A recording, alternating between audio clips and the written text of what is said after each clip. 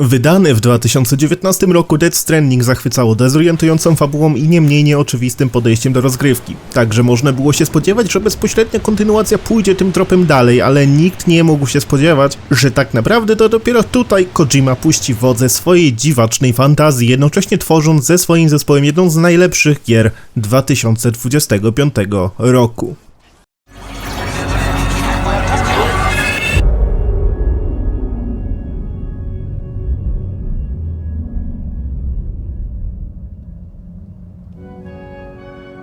Me?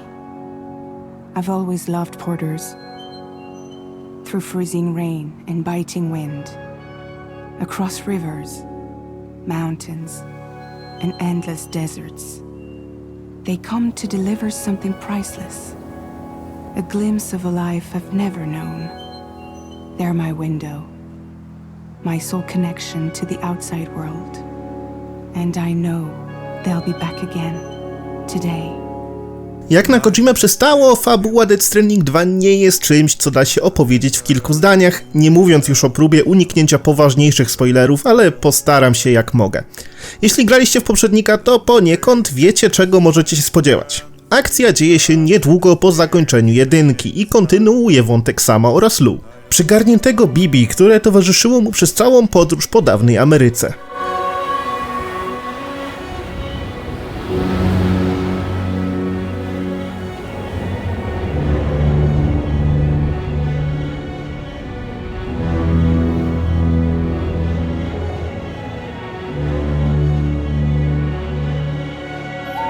Minus 61.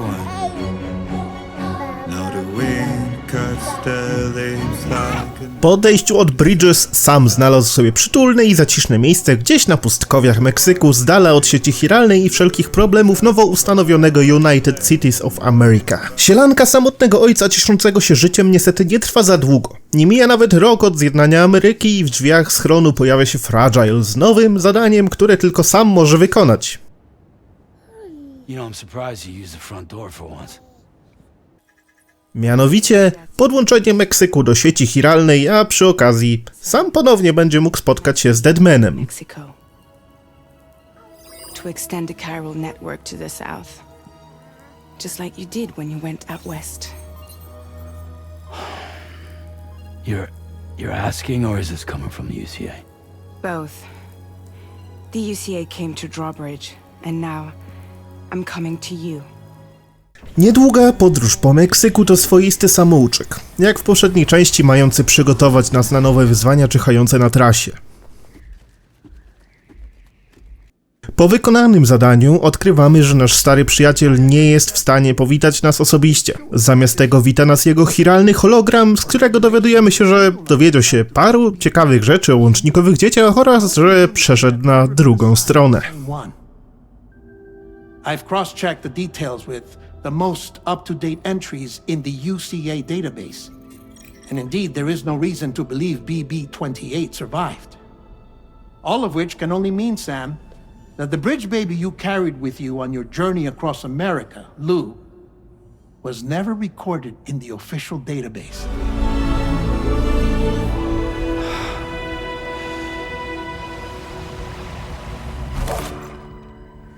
Sam.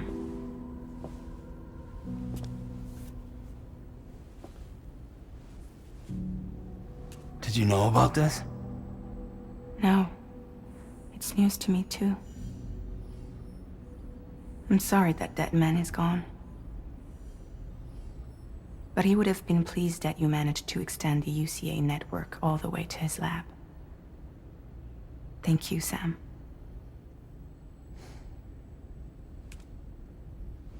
I guess I'm homeward bound. Niestety, pod jego nieobecność Fragile oraz Lou zostają zaatakowani przez tajemnicze postaci i pomimo prób ucieczki, zakończenie starcia nie należy do najszczęśliwszych.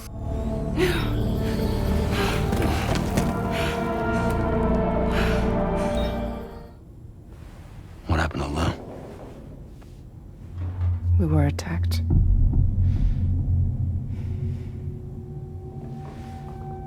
It all happened so fast.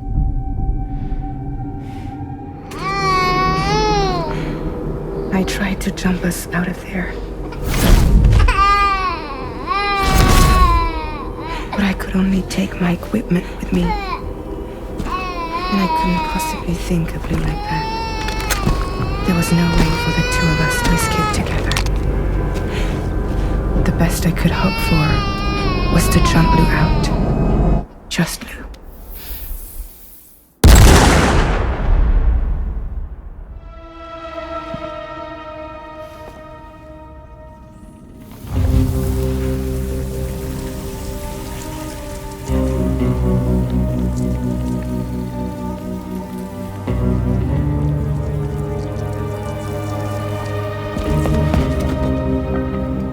To jedno wydarzenie sprawia, że Death Stranding 2 nie jest powtórką z rozgrywki. To opowieść o przemijaniu, radzeniu sobie ze stratą i nieodpuszczającej żałobie. Niedługo później widzimy Sama pogrążonego w głębokiej depresji, obwiniającego się o to, co zaszło. Kiedy chce ponownie pociągnąć za spust, w ostatniej chwili zjawia się Fragile, oferując Samowi dołączenie do Drawbridge. Na pokładzie Magellana jako swego rodzaju terapię po wszystkim, co musiał przeżyć. You know, no one should have to suffer such loss. I understand. Believe me, I do. Which is why, yes, I think you two should go on one more adventure. What are you talking about? Well, take Lou. Yes, and link up Australia together. Like you did before in America. I'm sure a lengthy journey will help you to heal. Tak też zaczyna się faktyczna podróż, której celem będzie nie tylko podłączenie kolejnych kawałków Australii do sieci, ale też, co ważniejsze, ocalenie świata i uporanie się Sama z upiorami przeszłości.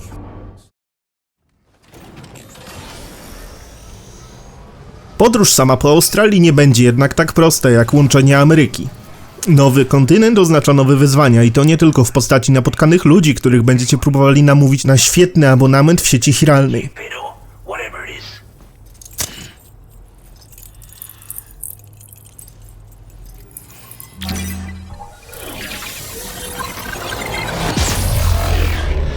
Na swojej drodze traficie nie tylko na temporalne deszcze, ale także na burze piaskowe, trzęsienia ziemi, pożary czy nawet powodzie spowodowane podniesionym poziomem wód w okolicznych rzekach. Niestety nie wszystkie z nich będą takim wyzwaniem jak ciche przedostanie się przez większy obszar wynurzonych, ale zawsze dodaje to dreszczyku emocji, kiedy podczas przemierzania cięższego obszaru dostajemy powiadomienie o trzęsieniu.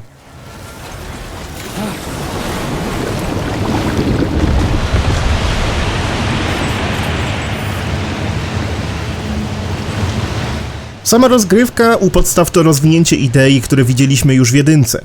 Sam wciąż będzie względnie realistycznie przemieszczał się po nieudeptanych ścieżkach, ciężar plecaka będzie miał duży wpływ na mobilność i stabilność chodu, a w przemierzaniu Australii pomogą nam wszelakie gadżety, oraz inni gracze rozstawiający swoje konstrukcje w zasięgu sieci.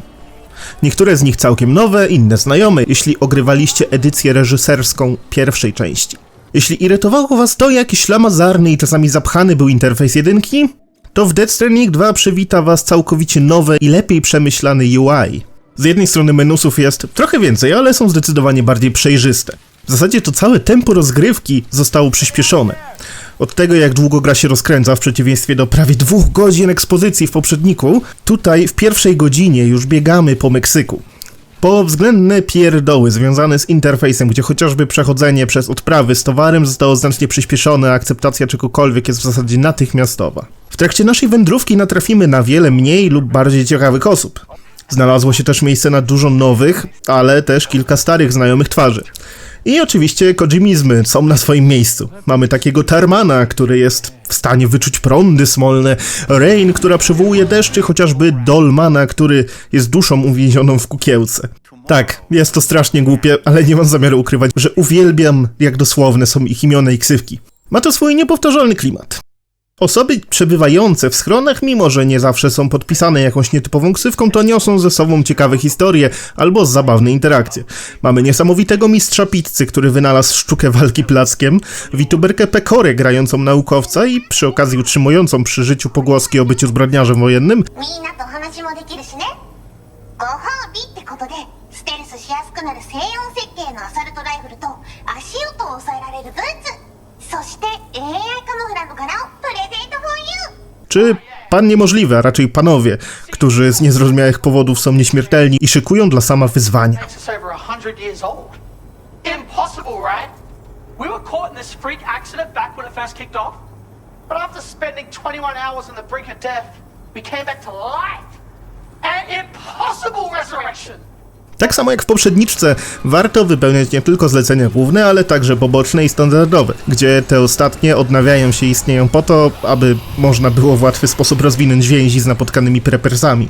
Poziom więzi jest oznaczony 5-gwiazdkową skalą i zdobywając kolejne gwiazdki sam może załapać się na nowe technologie, gadżety czy inne wisiorki, czapki lub okulary przeciwsłoneczne, które przydadzą się podczas podróży. これはまだ誰にもあげたことないペコだけど、あんたにはあげたくなっちゃったペコ。プレゼント for you。 Poza tym powiększamy tym sposobem przepustowość sieci chiralnej, ilość dostępnych materiałów w placówce, a także pamięć dostępną w systemie ulepszeń APAS. Jest to system perków, które możemy wybierać dowoli, aby pasowały do naszego stylu gry. Można wybierać z tak prostych rzeczy jak stabilność przy wysokiej wadze ładunku i wolniej rozładowujących się bateriach, po bardziej wymyślne jak większe wspomaganie celowania przy strzelaniu czy amortyzowanie upadków z wysokości.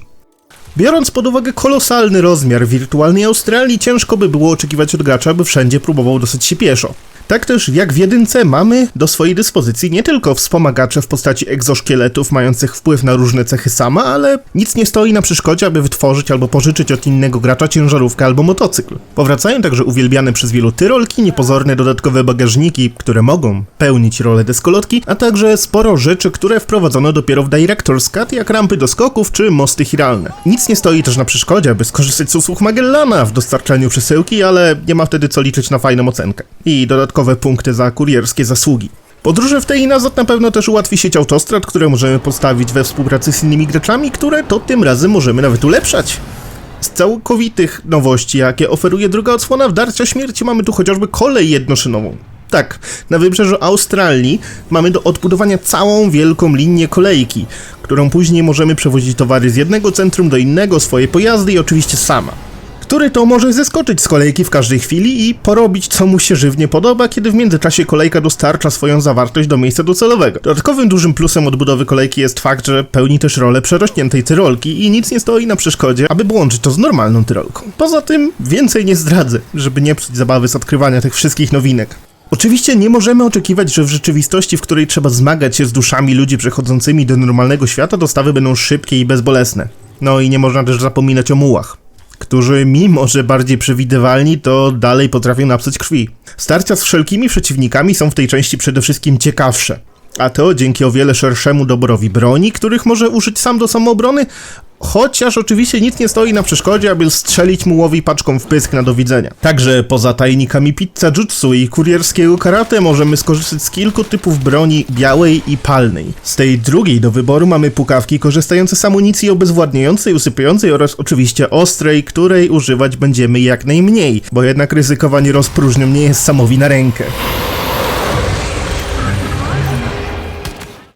W przeciwieństwie do jedynki, tutaj nie będzie trzeba wytwarzać osobnych broni do radzenia sobie z wynurzonymi, a to wszystko dzięki nowym uniwersalnym nabojom, które także unieszkodliwią ludzi oraz mechy. Z perspektywy rozgrywki możemy w zasadzie każdą potyczkę rozegrać jak nam się żywnie podoba. Ja po odblokowaniu usypiającej snajperki upodobałem sobie czyszczenie baz wrogów z daleka, chociaż nie na długo, bo dopóki nie zwiększy się odpowiednio więzi z jednym z prepersów, to brak tłumika odbije się na tym, że przeciwnicy szybko pójdą w kierunku, z którego doszedł do nich huk wystrzału. Nic nie stoi jednak naprzeciwko, aby wejść do bazy w stylu Rambo albo skradając się. Możliwości jest sporo, wraz z postępem tylko więcej i tylko od nas zależy, jaki zrobimy z nich użytek. Sprawa prezentuje się nieco inaczej w przypadku wynurzonych. Nie chcąc użerać się z większymi BTE, warto jednak pozostać w kuckach i wstrzymać oddech, kiedy trzeba.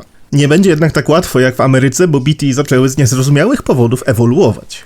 Nie mamy już tylko do czynienia ze ślepymi duszami unoszącymi się w powietrzu. Na naszej drodze spotkamy sporo wartowników, którzy mogą szybko wypatrzeć sama i jeszcze szybciej ruszyć na polowanie. Nie jest to nic, z czym nie poradzi sobie parę hermetycznych granatów, ale zdarzyło mi się parę razy prawie zginąć przez te cholery.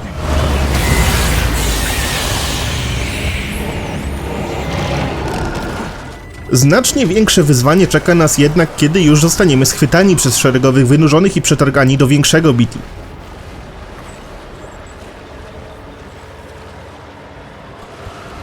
Starcia z bydlakami nie należą do najlżejszych, a w szczególności kiedy nie jesteśmy na nie gotowi, co zdarza się częściej niż się wydaje. Podczas wędrówek zdarzy się nam napotkać wcześniej wspomniane trzęsienia ziemi. Poza chwilowym zachwianiem równowagi sama jest duża szansa na to, że przywoła ono także wielkiego wynurzonego. A może zdarzyć się tak, że nawet i kilka. Areny walk nie ułatwiają tutaj zadania, tak samo jak w poprzedniku konkretny obszar zostaje zalany spowalniającą nas smołą, z której po chwili zaczną wydobywać się fragmenty budynków, skał czy też pojazdy. Względnie stabilny grunt ma za zadanie nam pomóc w starciu z BT. No i mając pod ręką sporo broni czy granatów, da się sprawnie z takim bebokiem uporać, jednak kiedy jedyne co macie to kilka lin, drabin i paczkę do dostarczenia, to pozostaje polegać na wsparciu od innych graczy albo podkulić ogon i pędem udać się do granicy areny.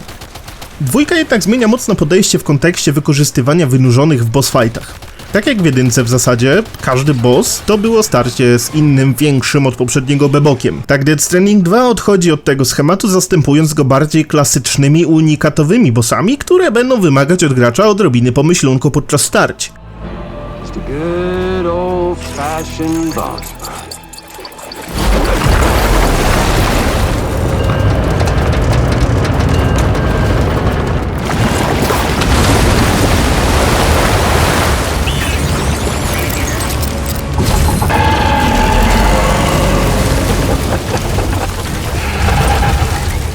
Trzecim typem niejako boss fightu jest znajomy już motyw wykorzystany w poprzedniczce, czyli starcia z żołnierzami na plaży.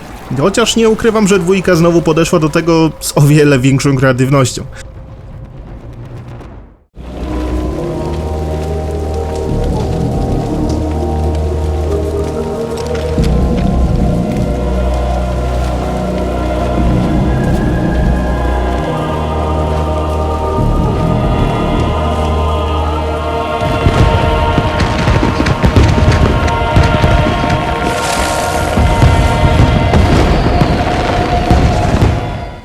Tajemnica, którą kryją miejscówki, czy po prostu spektakl, który potrafi dziać się podczas nich na ekranie, tworzy świetną, intrygującą mieszankę, którą ciężko się znudzić i jedynie czeka się na kolejne skrawki informacji.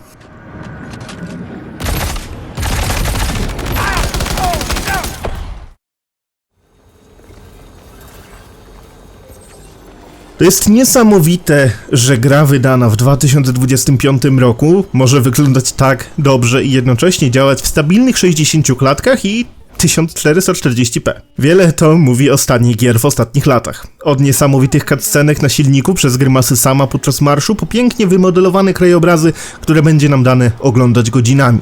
Świat, jak to przystało na postapokaliptyczną rzeczywistość, nie jest wypełniony na każdym kroku zawartością, za to nadrabia te braki w różnorodności terenu, jaki dane będzie nam przemierzać. Czy to wybrzeże, pustynia, ośnieżone szczyty górskie albo zalesione doliny, jest na czym oko zawiesić, nic tylko strzelać kolejne foty w trybie fotograficznym.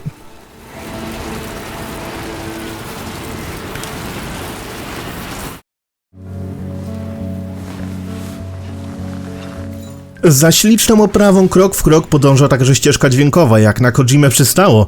Ponownie mamy tu masę aktorów i celebrytów użyczających swych twarzy oraz głosów. Nie ma na co tu narzekać. Drugą rzeczą, z którą gry Kojimy zawsze sobie radzą, jest muzyka. Ta jest niesamowita. Poza znanym fanom repertuarem Low Roar, mamy tu też masę innych artystów, a nawet znalazło się miejsce na polski akcent. Usłyszymy tu utwory takich wykonawców jak Woodkid, Chartres, Hania Rani, Silent Poets, Gen Hoshino czy Daichi Miura. Death Stranding 2 świetnie wie, jak grać muzyką i w trakcie większych podróży nie przepuści okazji do filmowego wręcz oddalenia kamery i puszczenia w tle utworu idealnie zgrywającego się z wyświetlanym obrazem. Niby prosty zabieg, ale tworzy przy tym jedyne w swoim rodzaju doświadczenie. Wszystkie utwory, które napotkamy na swojej drodze, lądują później w naszym terminalu i nic nie stoi na przeszkodzie, aby przechodzić potem przez górskie szczyty w rytm piosenki Usady Pekory.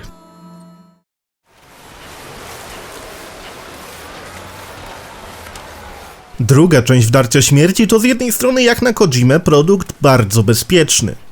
Jasne, wprowadza swoje nowości i dziwności, ale nic nie jest na wyrost. Nic nie przebija sufitu, który ustanowiła poprzedniczka. Ale czy to coś złego? Jasne, że nie. Chociaż wiadomo, że po tym ekscentrycznym Japończyku z wybujałym ego można oczekiwać w zasadzie wszystkiego. W erze gier, które wychodzą niedokończone i zasypują nas przy tym mikropłatnościami, miło jest zagrać w produkcję, która nie tylko jest dopieszczona pod każdym najmniejszym względem, ale też potrafi uderzyć w odpowiednie emocje swoją narracją. Nie ukrywam, że łezka poszła nieraz. Jedna z najlepszych gier, które wyszły w 2025 roku. Jeśli jesteście fanami poprzednika, to pozycja obowiązkowa, a nawet jeśli nie, to warto dać dwójce szansę, w szczególności biorąc pod uwagę wszelkie usprawnienia formuły, które wprowadza względem jedynki. Jeśli film Ci się spodobał, to nie zapomnij zostawić po sobie komentarza czy suba, a także zajrzeć na naszego Discorda i socjalki, aby nie pominąć żadnych lamistych wieści. Do następnego!